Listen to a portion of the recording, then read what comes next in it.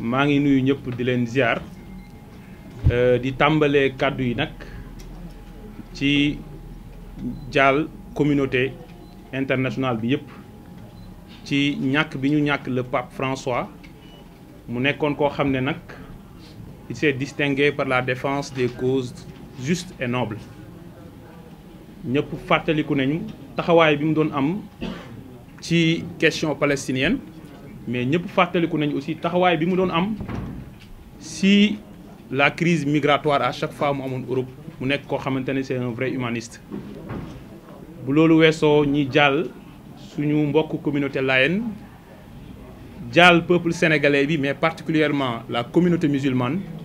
ci ñàkk bi ñu ñàkk suñu xalif Serigne Mouhamadou Makhtar Laye di ñaan yàlla seddal suuf ci kawam yokk ko leer waaye nag ki nga xam ne moo ko wuutu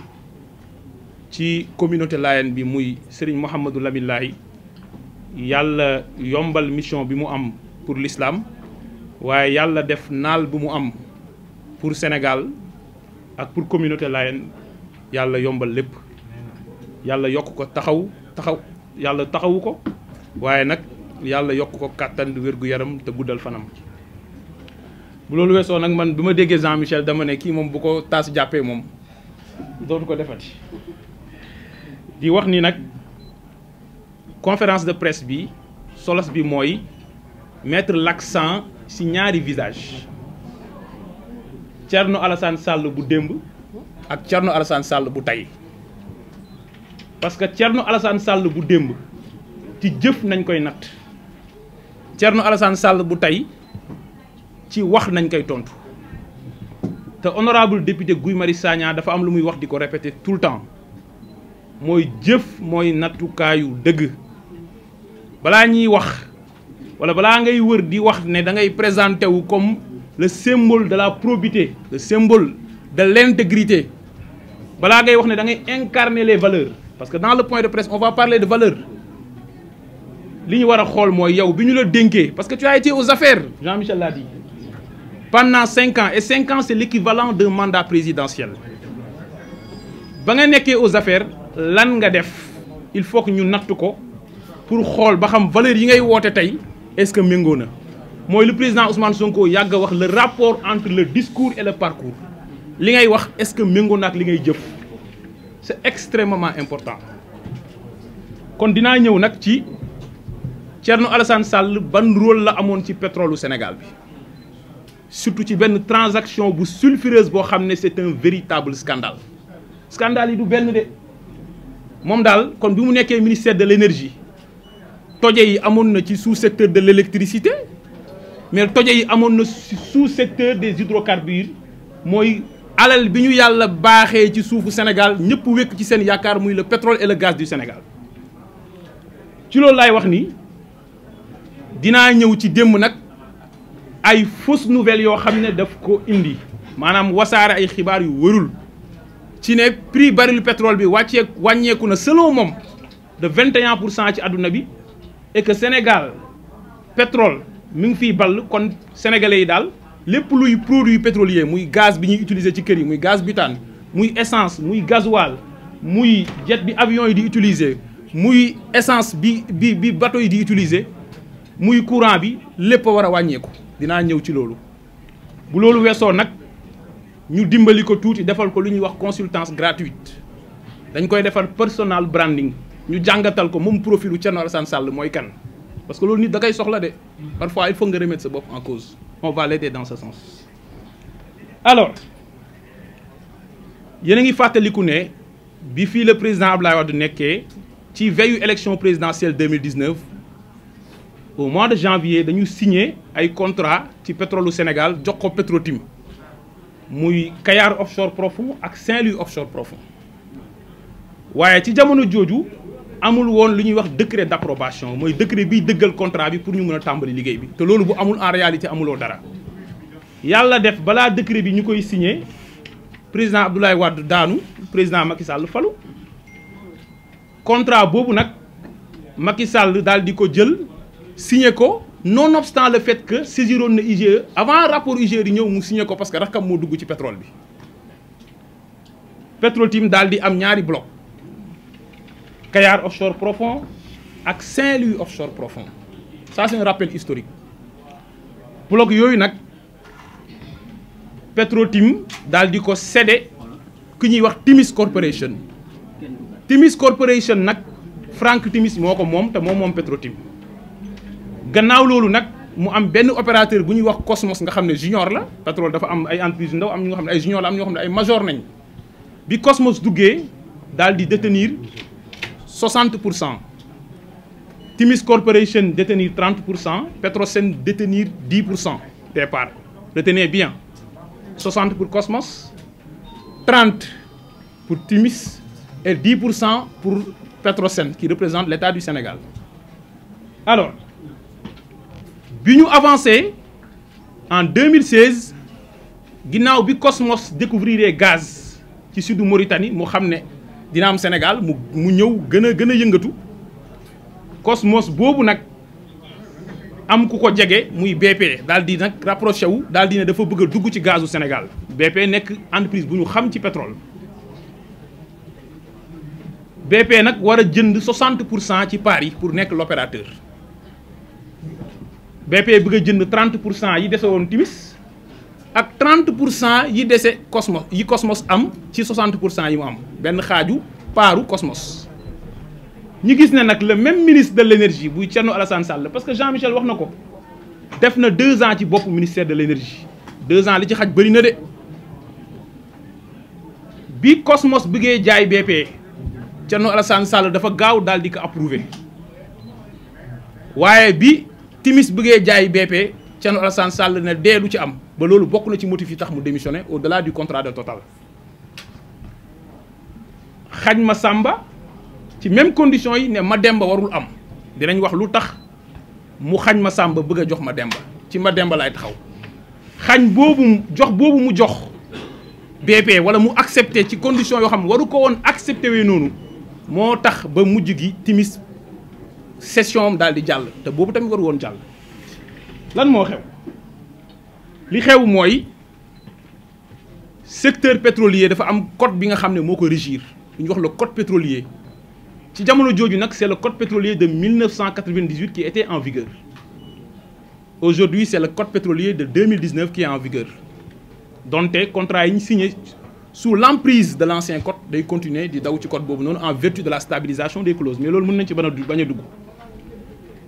ñu gis ne nag code boobu dafa am lu mu wax dama ko indiwaale parce que man li Jean-Michel wax laa gëm man texte laa gëm man loolu moo ma yàq man texte moo ma yàq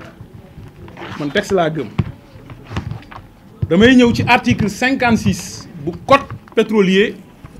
bu 1998 les titres miniers d'hydrocarbures les conventions ou les contrats de service sont cessibles et transmissibles sous réserve de l'autorisation préalable à des personnes disposant de capacités techniques et financières pour mener à bien les opérations pétrolières. mu ne ku ñu jox titre pétrole mën nga ko céder waaye nag ñaari condition la wax ki ngay céder na am capacité technique et financière waaye nag dafa am koo xam ne moom mooy def autorisation préalable mooy le ministre en charge des hydrocarbures ministre bi kan la du ngeen ko dem wëri Thierno Alassane Sall la alors ñu xool lan la Thierno def ñu gis ni bi gars yi biggee céder dañoo utiliser benn montage bu xaw a complexe mooy une cession indirecte mooy lan au lieu Cosmos jël jaay BP directement Cosmos dafa créer benn entreprise bu ñuy tuddee Normandie Venture entreprise boobu daal di transformé wu nekkaat beneen entreprise tuddee ko Cosmos BP Sénégal Cosmos BP boobu Sénégal boobu BP am ci 50% Cosmos am 50% modalité boobu nañu utiliser pour def une cession indirecte ma wax na code bi notamment le code de 2019 te le code de 2018 wax na ko mooy booy céder entreprise boo xamante ne moom mooy céder boppam su ma nee entreprise buy céder boppam mooy entreprise boo xam ne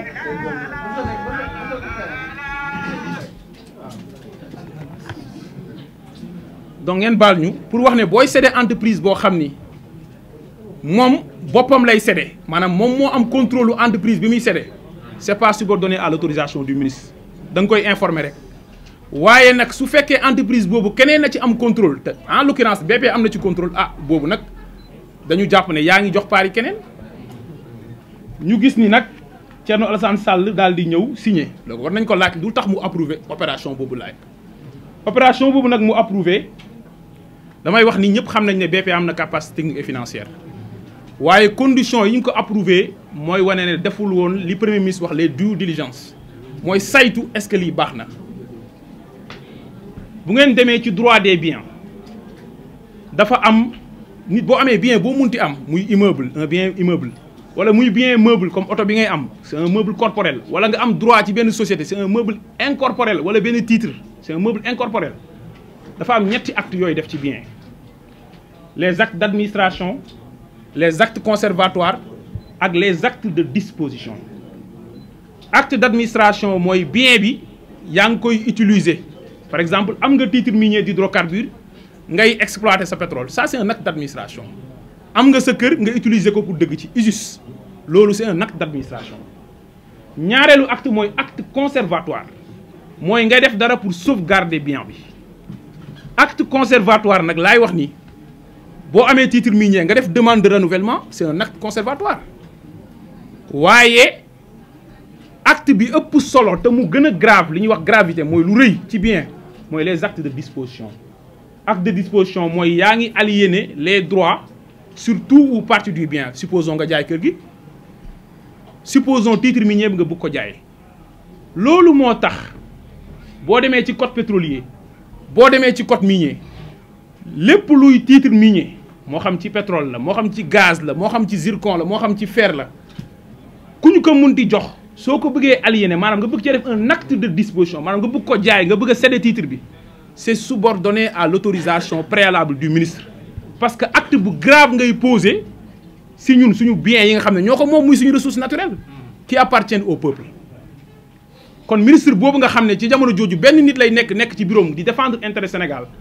dafa war a tenir compte que acte bii c'est grave kon balaa may def sama lettre d'approbation dama war a xool est-ce que lii baax na pour intérêt Sénégal loolu nañ gis ne nag Thierno Alassane Sall sàmm ko lu tax ma ne sàmm ko mooy Thierno Alassane Sall fexe na ba Sénégal perte ay milliards fi mu toll nii ci pétrole bi ak ci gaz bi fii ba 2045 waaye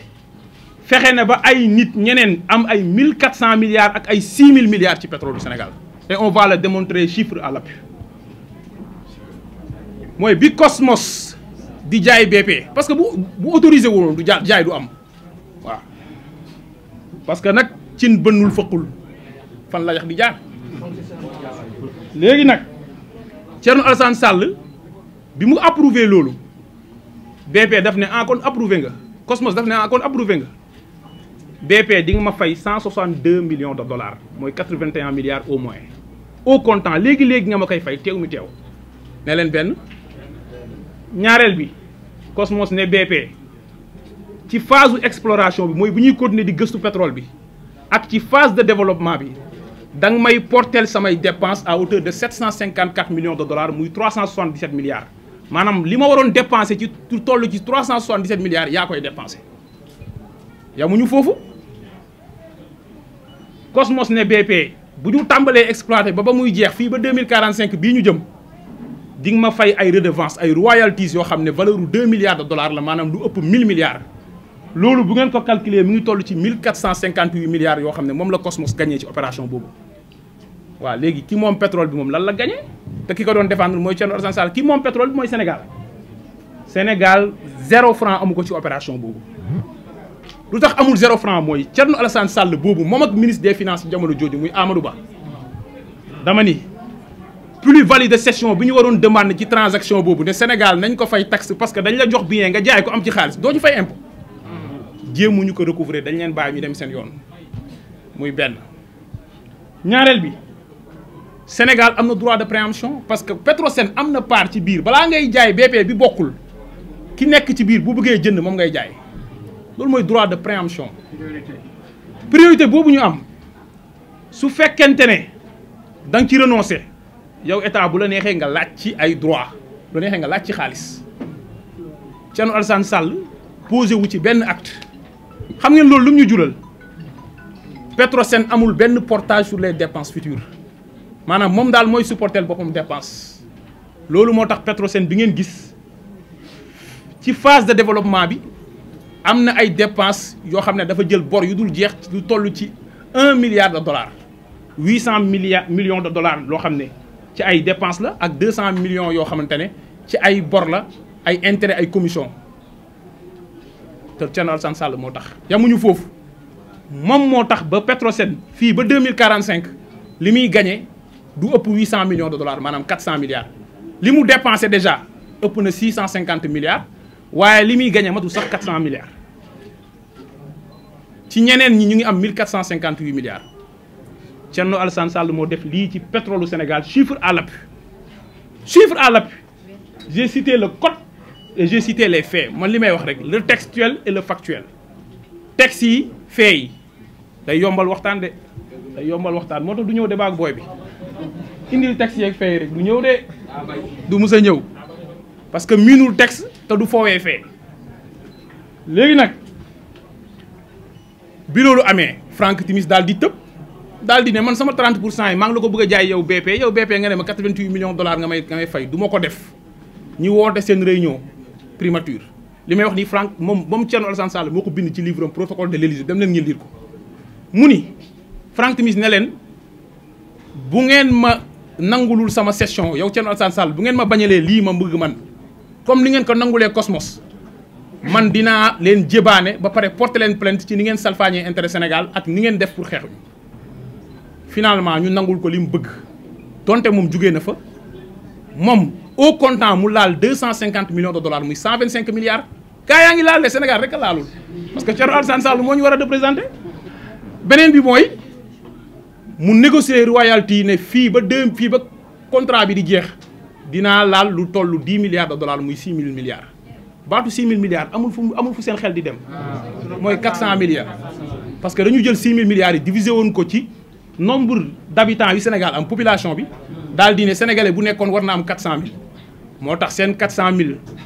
ñaari Sall leen ngeen ko war a laaj bu leen neexee laaj ko Aliou Sall waaw bu leen neexee ngeen laaj ko Thierno Alassane Sall c'est extrêmement important loolu laa bëggoon wax nag ci session boobu am nga xam ne moo ko def te mu ne fang taxaw nag dugg ci barigo pétrole sol drap bu weex dugg fa def fa 2 ans génn ba léegi dafa weex loolu mën na ne gars yi jaaxaan baaxul waaye bu loolu weesoo nag ma ñëw ci li mu wax démb ne prix pétrole wàññeeku na de 21% et que Sénégal léegi dafay raffiner pétrole dafay produire pétrole depuis juin et juillet 2024 kon donc sénégalais yi daal affaire dafa war a wàññeeku si ñoom prix produits pétroliers yi damay wax ni loolu mu wax méngoowul ak dëgg Jean-Michel wax na lu am solo ci facteur endogène yi mooy pétrole bi ñun dañ koy jënd au même prix que ñëpp te ñoom ñoo négocier loolu nag waaye man dinaa ñëw sur les facteurs exogènes facteurs exogènes yi mooy laaj leen ko moom Thierno Alassane Sall l'ex-ministre de l'énergie est-ce que bu prix baril pétrole yokkee ci àdduna bi sénégalais yi dañ leen koy répercuter kenn répercuter wu ko sénégalais yi parce que ñaari modèle moo am le modèle libéral moo am Côte d'Ivoire de bu prix baril pétrole yokkee ñëpp yëg ko ci seen poche seen courant yokk seen gaz yokk seen essence yokk am modèle boo xam ne mooy naan non man damay préserver population yi dama leen yërëm man état maa jël sama loos gàll sama loos ne damay subventionner mbir yi subvention bi mooy lan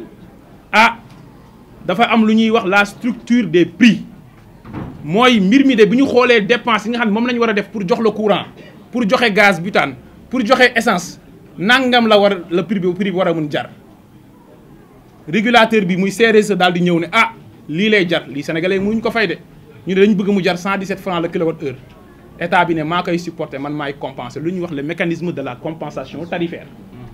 loolu nag mécanisme boobu noonu moo tax ba état du Sénégal année bii ñu nekk li muy génnee at bi weesu li mu génnee supporter ko ci subvention ci énergie ëpp na 750 milliards loolu nag li ñuy permettre mooy bu prix baril bi wàññeekoo non du ñu naan Sénégal la ñuy wàññi li ci ëpp mooy dañuy jël bu wàññeekoo xaalis boobu ñi war ko am ñu am ko ci économie dañu koy denc ci benn fonds de précaution bu ko defee bu prix bi yokkee ñu mun faire face au choc. Mécanisme de régulation boobu la Sénégal am waa jii woote yërmande ak valeur nee na nañu appliquer modèle boo xam ne bis buñ ko appliquer bis bu pétrole jugee ci sénégalais yi ngeen jàpp seen bopp kooku amul valeur parce que amul yërmande ci askanam. deuxième mbir mi mooy moom ni muy waxee mooy li Jean-Michel wax da ngay xam ne c'est vraiment de l'inculture et de l'incurie amul xam-xam ancien ministre de l'énergie ngay taxaw ne gouvernement bi moo war a wàññi prix courant. moo war a wàññi prix essence non c'est pas le gouvernement il y a un régulateur indépendant qu'on appelle le CRSE la CRSE c'est la commission de régulation du secteur de l'énergie damay wax ne CRSE boobu nag dinaa ñëw ci wax nan lay liggéeyee ma dem xëcc waa texte yi ñëw teg waaye dinaa wax su waree yokk prix wala mu wàññi prix ci lan lay basé wu ak li Thierno Alassane Sall wax ne 21% fan la ko teg ak lu tax courant ak produit yooyu mu wax mënul woon wàññeeku. li ci jiitu mooy CRSE loi bi ko régir mooy la loi numéro 2021-32 du 9 juillet 2021 portant création organisation et fixant les attributions de la CRSE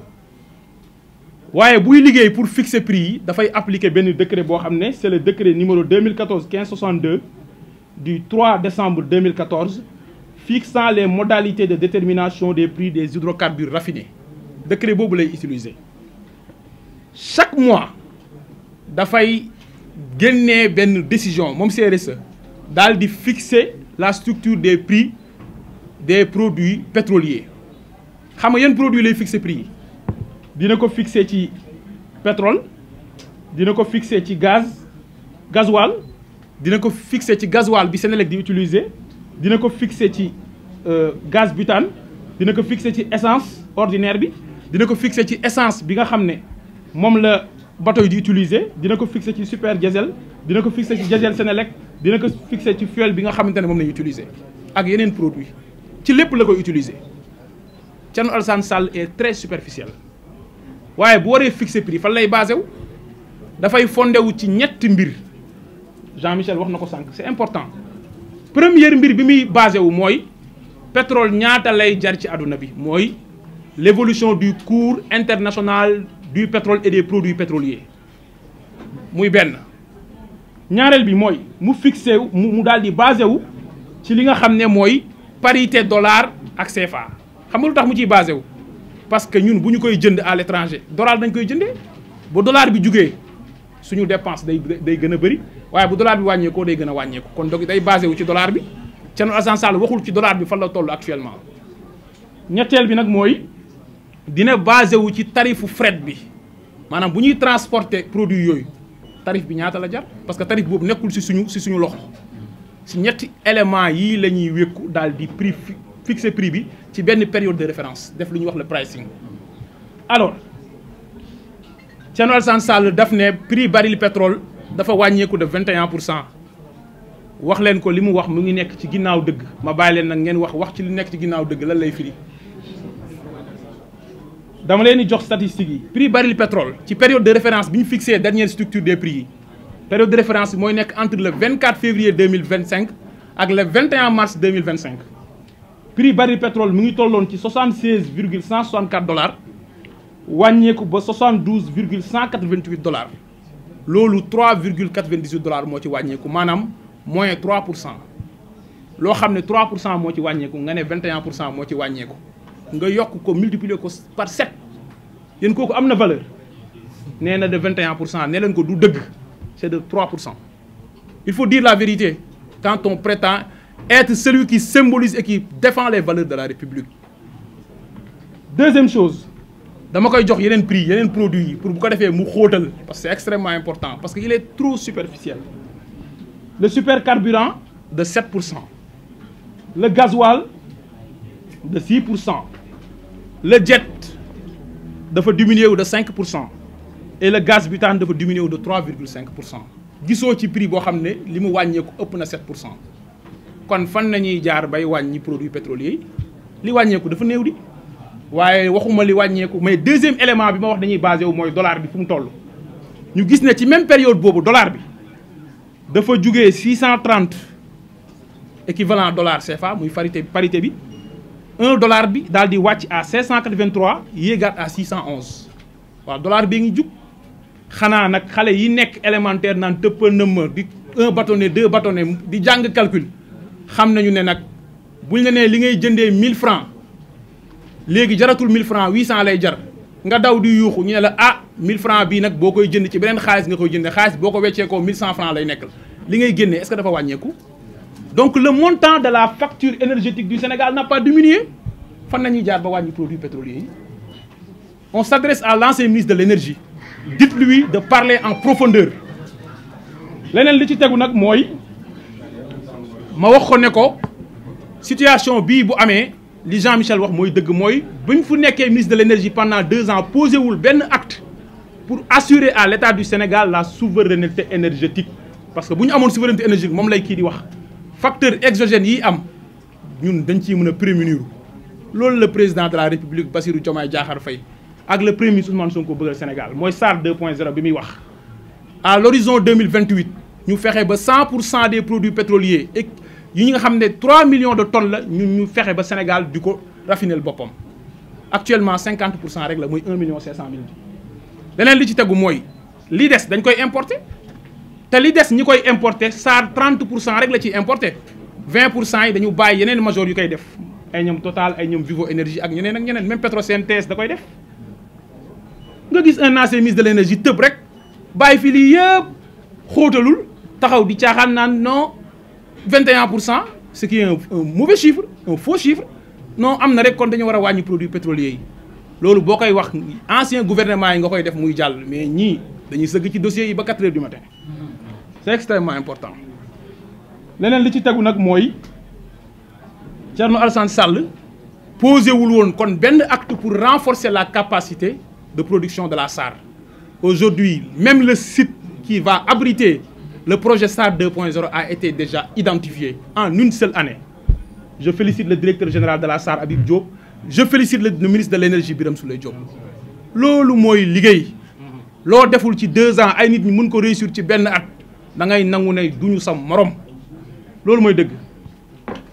li ci des nag ma ñëw ci personal branding bi ñu analyser nag profilu TAS man partie bi moom gën a neex ci point de presse bi mooy qui est le profil TAS. Le profil Thierno Alassane Sall mooy quelqu'un qui refuse de débattre sur sa gestion. Jean-Michel moo bandi heure bu Thierno Alassane Sall génnee di wax mu génneel ko gestion am tegal ko ñun foofu lañ bëgg a taxaw foofu dañ teg curseur bi de Thierno Alassane Sall vient débattre sur ta gestion et sur ton bilan qui a été catastrophique à la tête du département de l'énergie, un département vital pour le pays. Parce que nag am na benn économiste bu doon wax ne l'économie c'est de l'énergie transformée. Économie énergie la tey stratégie bi ñu am pour industrialiser le pays à travers l'agenda national de transformation mënuñu ko réussir bu dee amuñu maîtrise sur l'énergie. Thierno Alassane Sall dégg ngeen ko mu ne ñun ñoo woote renégociation des contrats lu tax renégocier wuñ ba léegi da nga koy naan lu tax renégocier wuñu yow tey tojange parce que lan lañ war a renégocier mooy li nga mal négocier li nga mal négocier nañ war a renégocier da ngay rappeler loolu balaa ngay woote nañ renégocier waaye renégociation yi yéen ñëpp gis ngeen mois d'août bi weesu li musul am ci histoire Sénégal premier ministre installé officiellement ñu woo RTS à la primature la commission d'examen des contrats conclus dans les secteurs stratégiques pétrole mine hydraulique électricité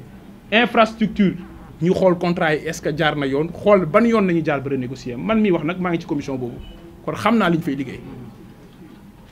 premier ministre wax na ko Sénégal président de la République moo ko njëkk a wax Sénégal dina def tout ba auditer coûts yi parce que boo nee dépensé nga 7 milliards de dollars loolu nañu wax il faut que Sénégal xool est-ce que coûts yi nga wax ne da nga koy dugal ci cost oil bi est-ce que c'est des dépenses exigibles ñaareel bi est-ce que amul ay surcoût est-ce que surestimé woo les coûts deuxième bi Sénégal est-ce que li mu waroon am ci profit bi est-ce que loolu tuutiwul ñetteel bi mooy ñu xool est-ce que Sénégal négocié na ba gaz bi bu ko soxlawee pour les besoins de sa consommation c'est-à-dire de son marché intérieur mu mën a jot ci gaz bi nguur bi fi nekkoon te Thierno Alassane Sall bokkoon fi ñoom la BP bind ne leen parce que contrat yi ñu signé li ñu naan bon na waaye am na benn clause bu ci baax mooy la clause de priorité nationale d'achat mooy bu Sénégal soxlawee pétrole bi wala gaz bi moom nañuy jaay en priorité mais ñoom BP da leen bind ne leen ñaata ngeen soxla ci gaz bi laaj leen ñoom ñaata nañ tontu sax defuñ ko laa muñ daaru yaa bëri xam-xam tontuwuñ sax yow sa gazu réew ñu ne la yow nga xam ne yow da ngay dem importer ay produits bruts pour di utiliser gaz yi pour sa énergie ñu bind la ne la sëñ bi ñaata nga soxla ci gaz bi tontu sax defoo ko xam nañ lu tax tontu wuñu parce que yeneen mécanisme yi am yi ñuy jaar pour def seeni dóor mécanisme yooyu moo leen gënal Sénégal di jot ci gazam pour yéen sénégalais yi prix courant yomb ku bokkoon ci nguur googu pendant 5 ans nag wax dëgg yàlla tu devais raser les murs. Thierno Alassane Sall kon du débattre sur sa gestion on est tous d'accord sur ça. Deuxième bi mooy ma wax ne Thierno Alassane Sall refuse d'admettre qu'il est comptable du bilan de Macky Sall. Jean-Michel wax na ko Thierno Alassane Sall ci nguuru Macky Sall la bokkoon c'est extrêmement important loolu fu mu dem dañ ko fàttali. beneen bi ci tegu mooy Thierno Alassane Sall est complice de la malgouvernance de Macky Sall bi nga xam ne wax naa ko moo sacrifié intérêt génération future yi fii ba 2045 kon il est complice. li ci tegu nag mooy su ngeen seetloo Thierno Alassane Sall en réalité musul opposé wu ci Macky Sall musul opposé wu xam nga instant mi ngi opposé wu yéen a ngi gis ne mi ngi opposé wu est-ce que amoon na taxawaay boobu ci nguuru Macky Sall. moo tax keroog bi ñuy boycotté assemblée moom dafa ànd dafa ak ñoom point de presse parce que ñoom ñoo mus a ànd Macky Sall ni mu ragalee opposant nga ne opposé wu nga Macky Sall 2017 ba 2024 Macky Sall musul a laal Macky Sall tëj na fi ba tëj fi ay chroniqueur ñoom Pape Ndiaye chroniqueur la rek Serigne Saliou Gueye chroniqueur la rek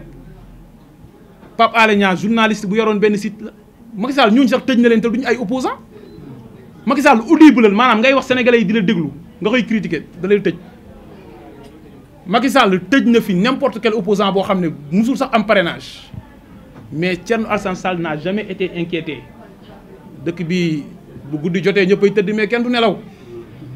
Thierno Alassane Sall ne s'est jamais opposé à Macky Sall c'est ça la vérité. ma wax nag ni kon Thierno Alassane Sall opposition bi mu nekk ñu ngi ko siy ñaanal bon courage waaye stratégie bii mu teg nag.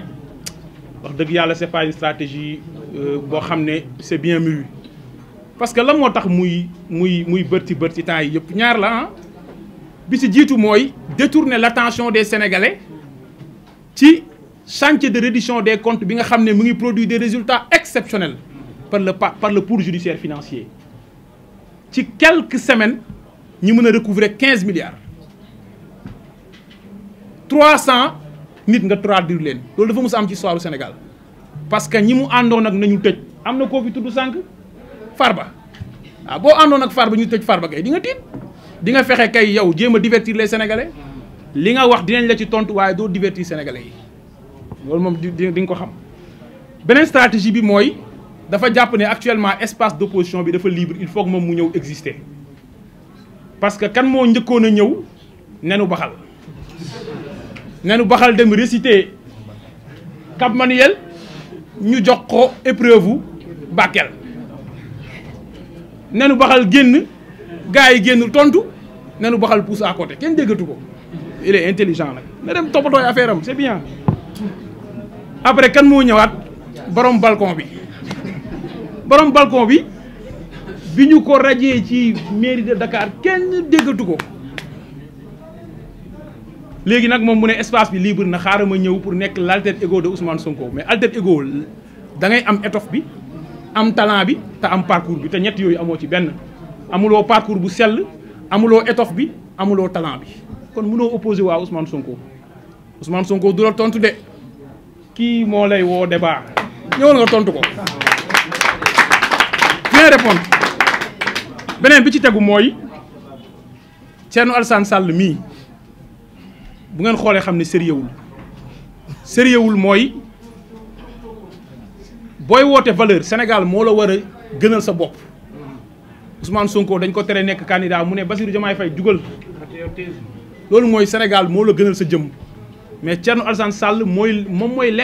incarner le summum du nombrilisme et de l'arrogance dinaa ko démontrer fait yi rek Thierno Alassane Sall bi mu génnee 2017 ci nguuru Macky Sall 2019 amul parrainage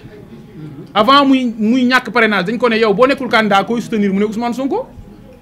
après amul parrainage soutenirul Ousmane Sonko waaye li ci pire mooy soutenirul benn candidat c'est-à-dire moom yoonam newu ci bu fi Macky Sall jógee il s'en fout mais moom moo war a nekk ñi ko xam ñëpp xam nañ ne ku bëgg a allié ak moom lu mu lay wax mooy man fas yéene naa allié waaye maa jiitu moo tax même local 2022 liste boppam la demee ci local quoi local nga xam ne gox yëpp foroo fa Pastef sax day dem en alliance PS sax day dem en alliance PDS sax daan dem en alliance local foroo ci gox yëpp local sax moom day demal boppam parce que mënut a topp ci ginnaaw kenn législative 2022 ñëw na ay ñoom docteur Abdourahmane Diouf kàngam yooyu jeunes yu brillante yu mel ni madame Soda Ndiaye ñeneen ak ñeneen topp ci ginnaawam mu dem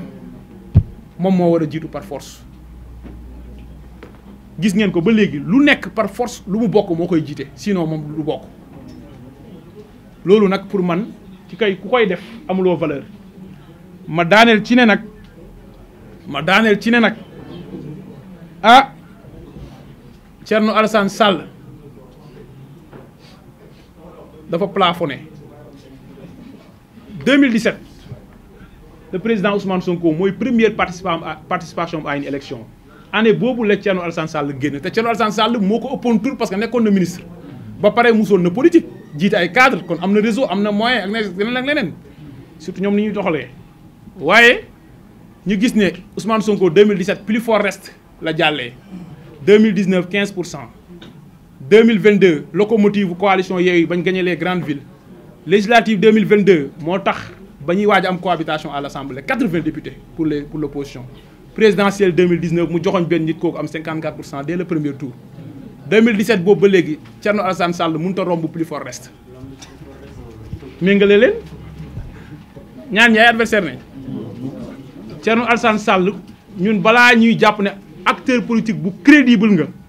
ñu ngi lay ñaan nga def effort pour franchir la barre symbolique des 1%. La barre symbolique des 1% boo ko franchiree su boobaa nga nekk un acteur politique crédible aux yeux des Sénégalais te maa leen wax ne bu ngeen deful nànk plus fort reste sax dootu ko amati. kon loolu lañ bëggoon a wax ci point de presse bi di daaneel ci ne nag la jeunesse patriotique du Sénégal qui est la JPS jouera son rôle d'avant-garde parce que jeunesse patriotique bii ñi fi teew nii. bokkuñ ak jeunesse su parti au pouvoir yi fi nekkoon nga xam ne ci xuloo xeex ak dóor chaise nga leen doon dégg ñii ce sont des jeunes responsables mais des jeunes responsabilisés ñoom ñëpp ils sont à la tête de secteurs stratégiques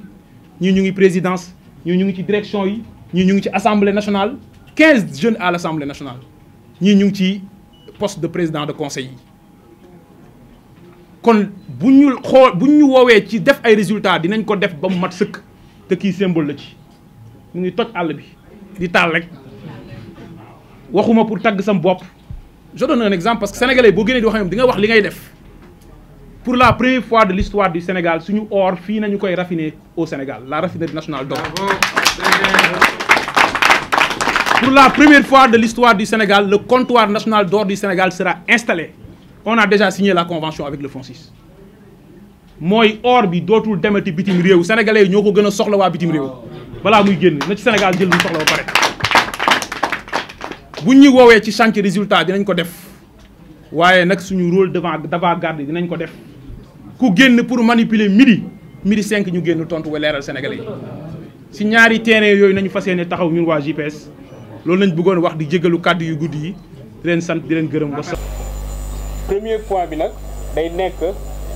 andi ay leeral ci conférence de presse bi nga xam ne Thierno Alassane Sall def na ko démb. gaa dina métti sa nga andi leeral ci ab discours bu nga xam ne gis nga ne c'est pas du tout structuré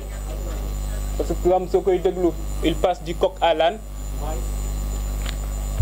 ñëpp xam nañ que la vacuité de son discours ne souffre d'aucune contestation tey bokk taskatu xibaar yi fi nekk yëpp su ma leen ne lan ngeen retenir ci conférence de presse am bu dëmb dina difficile pour ngeen wax ko mais dinañ souffrir donc essayer quand même un temps soit peu jukki ci quelques points rek andi ci ay leeral loolu mooy nekk le premier point. Le deuxième point c'est que ñuy suivre sama page Facebook wala Twitter temps yi gis nañ ne am na yenn écrit yu ma defoon ci loolu maa ko doon woo pour ñu débattre ci ay sujets notamment of spontané Mina bëggoon naa maak moom ñu waxtaan ci bokkoon na aussi ci dossier Azer bi bëggoon naa aussi ñu waxtaan ci donc dinaa xuus ci dossier yi noonu andi ci juste quelques points. Alors ci leeral xam nga day baax souvent ñuy rappeler aux Sénégalais que Thierno Alassane Sall n'est pas sorti de la cuisse de Jupiter. Il était avec le régime de Macky Sall en 2012, en 2013, en 2014, en 2015, en 2016, en 2017. Il faut même rappeler qu'il a été coordonnateur des cadres de l'APR. Su Macky Sall defuloon waxet donc rester sur un mandat moom dina des ak moom pendant un mandat donc quinquennat l'équivalent de mandat bi nga xam ne moom la ñu jox le président Bassirou Diomaye Diakhar Faye. Donc moom su génnee naan day naan régime bu fi nekk ci un an yi jàpp na defuñ fi dara gisul projet day baax ñu leeral ko ñoom buñ fi nekkee ci même seen 4 premières années yi lu ñu def par rapport à ñun en un an ce qu'on a fait. Parce que je ne vais pas comparer seen première année ak suñu boss parce que y a pas matière à débattre là-dessus. Xam nañ bu baax ñun lu ñu def en un an ñoom ils l'ont pas fait en 3 ans. C'est ça la réalité et ça c'est factuel. Alors ce qui s'est passé nañ dem juste ci ñoom situation bu ñu jëlee Sénégal instant boobu noonu ñoom bu ñuy gagné élection yi en 2012 on était en taux d'endettement de 3076 milliards de francs CFA, l'équivalent soit 34% du PIB. Suñu déficit mu ngi woon ci 6%. ñun bu ñuy egsi vous l'avez tous vu 99,67% en termes d'endettement par rapport au PIB, plus de 18 milliards de francs CFA de taux d'endettement. Ci misaal ñoom bu ñuy ñëw Sénégalais bu nekk suñu jàppee yow lu nga yoral nit ñi ci bor on était autour de 219 000 francs CFA. ñoom bu ñu fiy bàyyi Sénégalais bu nekk war na fay 1 031 000 francs CFA donc bokkut. En dépit de situation catastrophique bi nga xam ne bàyyi nañ ko dëkk bi ñun bu ñu egsee est-ce que kenn si yéen dëgg na ne am na salaire yu ñu fayut amut. ñoom il a fallu ñu dem adossé wu ci France instant boobu noonu pour mën a fay ay salaire ñun ba léegi dëgg ngeen ñu ne dem nañ France dem ñaanaatu wala Allemagne wala Chine wala États-Unis kenn dëgguñu fenn fu ñu dem ñaanaatu te ba léegi ñu ngi ko. amul benn secteur bu ngay laal tey te gisoo ne nit ñi ñu ngi ciy def ay jéego yu am solo secteur yëpp nag laa wax et en dépit de tout ça nga gis aussi ceeb wàññi nañ ko suukar wàññi nañ ko mburu wàññi nañ ko farine wàññi nañ ko tout ça ci at bii nii la nekkee en dépit de la situation catastrophique bu am Sénégal ki nga xam ne nag nekkoon nag ak ñoom pendant 5 ans voire 6 ans moom moo ñëw naan tey il se permet di naan en un an ñun defuñu fi dara donc c'était pour leeral juste côté boobu noonu par rapport à ce point là. Le deuxième point c'est quoi et balaa may ñëw sur le deuxième point il faut rappeler que ñun en un an quand même en 6 mois c'est-à-dire en moins d'1 an on a présenté aux Sénégalais notre référentiel de politique publique donc muy vision 2050 présenté le plan quinquennal ak un master plan stratégique ñoom il leur a fallu 2012 2013 2014 pour ñu dem wuti ab cabinet à l'étranger pour mën a présenter aux Sénégalais plutôt le PSE te ñëpp xam nañ PSE bi nu mu demee woon te duñ ko présenter aussi ñun bu ñu nekkee ci espace politique ba léegi à chaque fois suñuy débattre un débat de fond la ñuy def un débat d'idées naan PSE bi mën nañ ci jukki tel ou tel point d'accorduñ ci mais est-ce que gis ngeen boobu léegi kenn ci ñoom jukki ay points ci vision 2050 wala le plan quinquennal naan lii d'accord ma ci wala lii jàpp naa ne nii moo gën amut démb aussi maa ngi koy dégg mu naan le coût du carburant dafa waroon wàññeeku parce que moom son argumentaire ci ñaari point la ko lal ay facteurs exogènes notamment baril pétrole bi jàpp na ne wàññeeku na au niveau mondial ak ay facteurs endogènes jàpp na ne ñun ñu ngi commencé di produire pétrole donc coût carburant bi war na wàññeeku man nag ci facteur endogène yi rek laa yem le frère Ngagne Demba Touré dina ñëw ci facteur exogène yi expliquer ce qu'il en est. Alors lu leen Thierno Alassane Sall fàtte wax mooy le contrat bu Sénégal signé ak Woodside donc pour exploiter Sangomar ñoom ñoo ko signé te buñ koy signé amul benn pàcc bi nga xam ne nee nañ ci Sénégal mën na am ay tarifs préférentiels ci misaal Sénégal lu muy jëndee pétrole su naree jënd pétrole ci Woodside ce sera au même titre que la France ce sera au même titre que les États-Unis ce sera au même titre que l'Allemagne la Chine qu'importe donc disons n'importe quel pays ñun ak ñoom ñooy yem nu ñu jëndee pétrole foofu noonu moom il le sait très bien et pire encore ñun suñuy jënd foofu noonu sax ce sera en devise étrangère donc yow soo bëggee jàkkaarloog sénégalais yi di leen naan puisque ñu ngi produire pétrole léegi dañoo war a carburant bi dafa war a wàcc te yow sa jëmmi bopp xam nga ne yéen a signé contrat yooyu noonu ñaar moo ci mën a am soit nga ñàkk a xam soit nga nekk de mauvaise foi l'un dans l'autre ñàkk a xam ba musiba la parce que mënuñ la jox ministère de l'énergie pendant 2 ans nga ne yow xamoo lan moo nekk ci contrat yi xam ba pare nekk de mauvaise foi moom la dinaa bàyyi sénégalais yi ñu apprécier. En plus day baax souvent ñuy expliquer ce qui se passe yow mënoon nekk ou nekkoon ministre de l'énergie ba pare jàpp ne structuration prix carburant yi ou produits pétroliers yi y a qu'un seul facteur qui rentre en jeu c'est le baril pétrole bi. On sait que ci structure prix il y a d'autres éléments qui rentrent en compte moom il le sait très bien il le sait très bien moo tax ñun yemuñu ci à chaque fois su ñuy andi ay précisions wala ñun ñuy andi ay réponses dañuy expliquer exactement ce qu'il en est mais aussi jox leen ñun fan la ñu jëm ak lan la ñu tënk ci suñu projet. Parce que tey su ñu waxee énergie yow ou même au-delà de l'énergie sur n'importe quelle situation ñun du ñu nekk dans la logique bu ñu nekkoon ñoom une logique de taf yëngal ñun ci lépp lu ñuy dem on essaie d'être structuré muy benn mais aussi changer la chose structurellement te du ñoom nag ñoom ñooy tax ñun ñu changer suñu logique c'est-à-dire être dans une logique d'urgence bu ñu tàmm di nekk ñun on va rester dans une logique où tout est planifié réfléchi xam fan la ñu jëm ak fan la ñu bëgg a jëmale sénégalais yi ba tax na tey soo jëlee secteur bu mu doon wax léegi par rapport au carburant ñun suñu vision là-dessus c'est clair te ci lañ nekk di liggéey soo xoolee les mesures conjoncturelles lu ñu jël kese au niveau de la SAR xam ngeen SAR avant su doon importer le fuel tonne bu nekk da ci doon fay benn prime fixe de $52 parce que amuloon appel d'offre léegi bu Bassirou Diomaye Diakhar Faye excès dañoo ne léegi day am appel d'offre suñuy importer loolu noonu permettre nañ prime fixe boobu doon di jar $52 ça coûte entre $20 et $30 aujourd'hui ça c'est factuel yemuñ ci la capacité de raffinage de la SAR tey c'est entre 1,5 million de tonnes annuellement 1,5 million de tonnes et ñun on sait que notre besoin c'est autour de 3 millions de tonnes moo tax SAR le projet SAR 2.0 c'est pour yóbbu cette capacité de raffinage là jusqu'à 5,5 millions de tonnes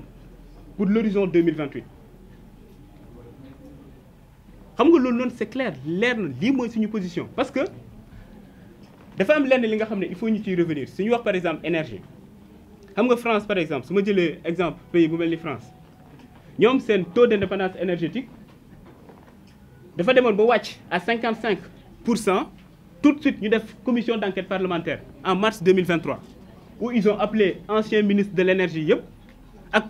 même parfois ay présidents pour laajte leen yan politique ngeen mëne bu tax suñu politique ou suñu taux d'indépendance énergétique wàcc ci misaal suñu wax taux d'indépendance énergétique mooy nga jël rapport entre énergie primaire yi nga xam ne ñun dañ koy produire ci suñu dëkk par rapport aux énergies primaires yi nga xam ne dañ koy consommer suñu waxee énergie primaire nag ñaari type d'énergie primaire moo am les énergies de stock mooy charbon par exemple le gaz le pétrole l'uranium etc. les énergies qui ne sont pas renouvelables à l'échelle humaine su ñu waxee énergie de flux nag moom moo nekk par exemple énergie solaire muy énergie hydraulique wala énergie éolienne par exemple ce sont les énergies renouvelables donc yow à chaque fois soo bëggee xam yow sa taux d'indépendance énergétique da ngay def le rapport entre yow énergie primaire yi nga xam yaa ngi koy produire chez sa dëkk par rapport à l'énergie ou aux énergies primaires yi nga xam moom la ñu consommer te lu tax loolu am solo mooy tey suñu la ne am nga souveraineté côté énergétique ça veut dire que yow sa économie am na benn résilience de sorte que ay choc exogène su amee muy ci baril bi wala leneen ak leneen yow sa économie mën na koo attan c'est-à-dire du am répercussion bu bëri yow ci sa économie wala sa structure économique ñun foofu la ñu jëm ak yéen. loolu noonu c'était juste un point par rapport à moom lu mu wax dëmb ci carburant bi ak leneen par rapport au bilan mais nag xam naa ne lu ëppal nit ñi solo tey mooy suñu débat man ak moom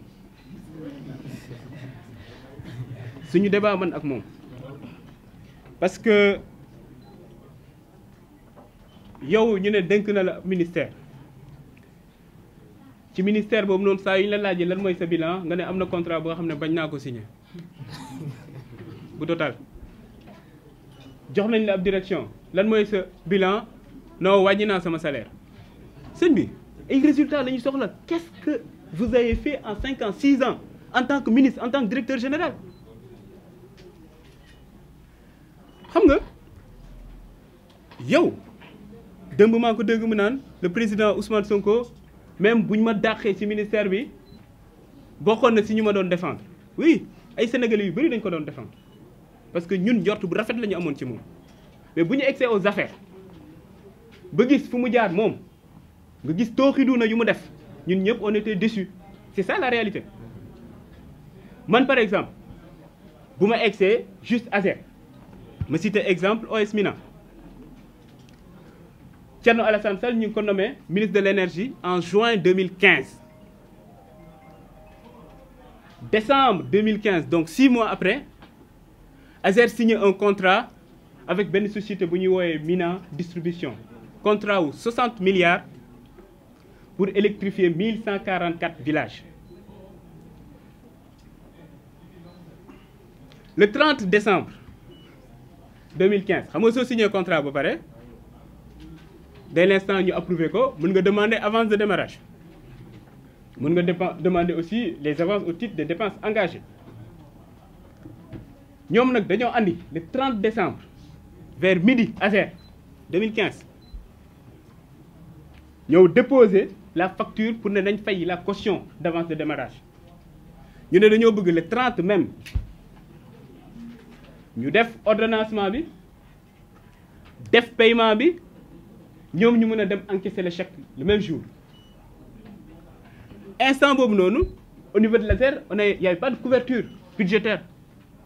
suñu waxee couverture budgétaire c'est-à-dire ñu budgétiser projet bi naan telle année ou 2016 parce que 2016 lañ ko budgétiser woon mën nañu décaisser tant avance de démarrage yi par exemple ak les avances au titre de dépenses engagées ñoom bu ñu egsee ñu ne leen mënuñu décaisser waa ASER wax leen ko mënuñu décaisser actuellement parce que y a pas de couverture budgétaire te xam nga suñu ne budget xam nañ ne ministère de tutelle bi muy donc instant boobu noonu le délégant parce que il faut rappeler que ASER le maître d'ouvrage délégué du ministère de l'énergie donc le délégant j'ai pas dit délinquant j'ai dit le délégant c'était Thierno Alassane Sall en tant que ministre de l'énergie donc moom moo war a approuver budget bi yóbbu ko ministère des finances pour ñoom aussi ñu approuver il y a pas de couverture budgétaire waa ASER nee nañ duñu décaisser vers 17h 18h ku ñu naan Farba Ngom xaabari ñëw ASER naan mën nañ def décaissement bi le même jour ba finalement ñu def ordonnancement bi def paiement bi le 30 décembre bloqué compense yi au niveau de la banque dem au niveau de la banque pour encaisser le chèque de 12 milliards de francs CFA sans couverture budgétaire Farba Ngom lu ci yoonam nekkul ministre de l'énergie bokkul sa ci ministère bi lan moo war a tax moom Farba Ngom moom moo war a ñëw ASER ba li nga xam ne nee nañ duñ ko décaisser parce que y a pas de couverture budgétaire moom mu tax ñu décaisser ko moo tax souvent suy wax ne laal nga ma laal suñu xel mën na ci ñaaw tuuti mën nañ ñaaw njort parce que effectivement il était acteur en tant que ministre de l'énergie ñu jógee foofu noonu ñu defaat beneen décaissement 12 milliards encore pour naan avance de démarrage defaat beneen décaissement 3 milliards donc 27 milliards sur les 60 milliards alors que code des marchés publics ci avance de démarrage ak avance au titre des dépenses engagées 40% moo nekk le montant maximum bu ñu war a décaisser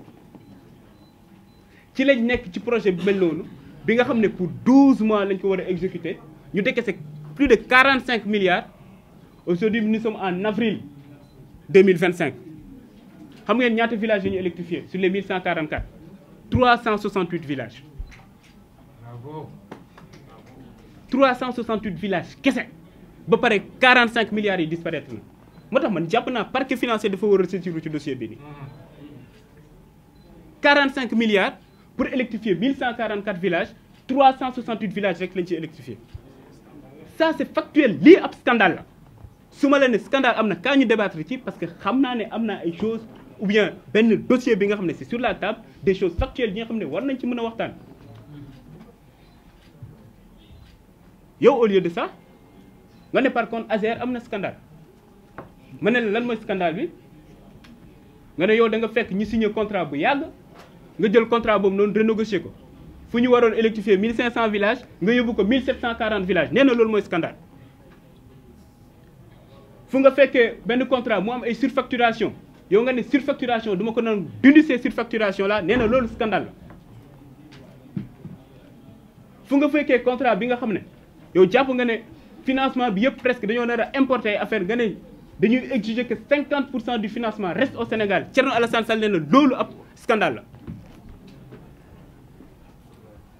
contrat bi nga xam fekk nga ñu signé ko ngeen waxtaan pour dugal ci ay affaire alternance moom nee na loolu scandale la. c'est ça c'est factuel ñun nag ci dossier yii nii lañ koy woo pour moom mu ñëw ñu débattre ci parce que nag il faut comprendre sa logique. Sa logique c'est que même bu ñuy nekk ak moom ci opposition bi il a toujours joué ce jeu-là à chaque fois fu opposition bi booloo woon par exemple ci benn sujet bi nga xam ne arrangé wul Macky Sall moom dina gën def benn diversion bi nga xam ne ça fait l'affaire de Macky Sall. suñu waxee démocratie 4 temps la le temps d'élection délibération décision ak reddition des comptes ñun temps reddition des comptes lañ nekk. ku wax reddition des comptes actuellement gis nañ effet bu muy def ci Sénégalais parce que ñëpp bëgg a xam seen xaalis fan la dugg ñun ñoo luubal moom nee na loolu amalu ko solo dina créer waat diversion pour defaat encore l'affaire de Macky Sall ñun nag duñ ko nangu Sénégalais yi duñ ko nangu moo taxoon ñun tey ñu génn pour andi quelques leeral pour ne ko ne ñun lu ñuy xaar ci moom mu ne ñu ne moom bu muy nekk aux affaires lan ak lan la def ñun ñu ñëw débattre ci ak moom parce que loolu rek la ñuy xaar ci moom muy benn. deuxièmement man soo ma ne lan mooy sa bilan moom Thierno Alassane soo ko ne lan mooy sa bilan maa ngi ko doon wax léegi ARTP mu ne la wàññi naa sama salaire ñun amul kenn ko fiy gis mu nekk ab DG mu ñëw ci direction bi te fekk fa yenn yi nga xam ne jàppoon na ne di yontu dindiwu ko man damay joxe sama exemple ASER rek vous avez vu le rapport de la Cour des comptes gis ngeen DG bi li mu doon am man bu ma egsee yenn unité de gestion de projet yenn yi dañ leen naan 3 millions yenn yi lépp la ñu dindi ci suñu salaire est-ce que gis ngeen ñu communiqué ci parce que jàpp nañ loolu noonu du résultat yi mooy lu facture lu Sénégalais yi di xaar ci ñun lu tax ñu votel ñu mais pas fekk nga nit ki mu ngi fayeeku lii wàññi naa ko et cetera loolu jàpp nañ du résultat daa c'est important parce que on parle d'intégrité on parle de dire que là dañoo war a wàññi le train de vie de l'État am na solo mais c'est pas que ça que les Sénégalais attendent de nous en tant que dirigeants moom aussi Sénégalais yi nekk loolu lañ doon xaar ci moom lu ñu doon xaar ci moom mooy poste yu ñu ko dënkoon yan jéego la fa def mais pas que bëgg a gën naan sama bilan mooy signé wu ma tel contrat sama bilan mooy wàññi naa sama salaire ñu ngi koy xaar ci yeneen point nag parce que le frère Ngagne